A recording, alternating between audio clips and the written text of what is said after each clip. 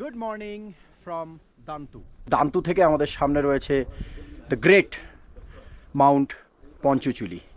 আর এখন আমরা ট্রেক শুরু করব হচ্ছে টুয়ার্ডস পঞ্চচুলি বেস ক্যাম্প, আর তারপরে হচ্ছে টুয়ার্ডস মেওলা গ্লেশিয়ার।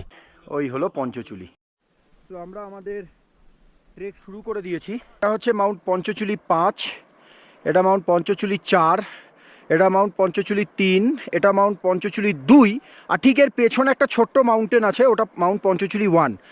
এখানে একটা ক্যাফেও রয়েছে, হিমালয়ান ব্লু শিপ ক্যাফে। এদিকে তোমরা দেখতে পাচ্ছ এখানেও একটা বিশাল রেঞ্জ রয়েছে।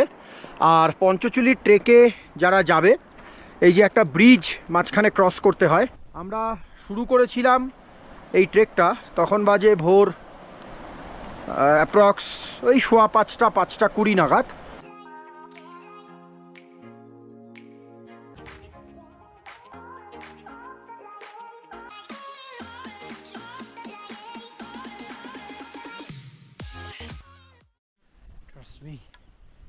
হাত টানা পুরো জমে যাচ্ছে।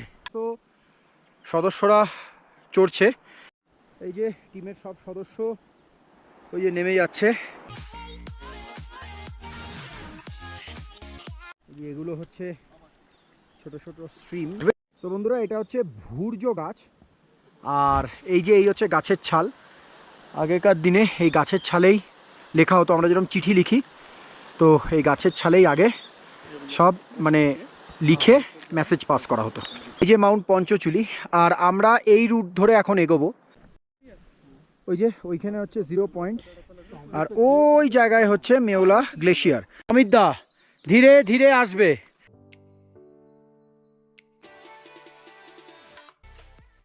তো এখন আমরা যাব ওই জায়গাটাতে।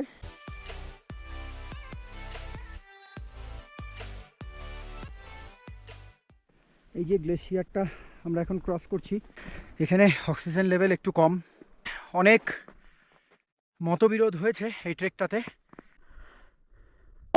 আমরা পৌঁছে গেছি অলমোস্ট। আমি একটু দেখিয়ে দিচ্ছি তোমাদেরকে বন্ধুরা, ওই যে ওইখানে অলমোস্ট আমরা চলে এসেছি 0 পয়েন্টে।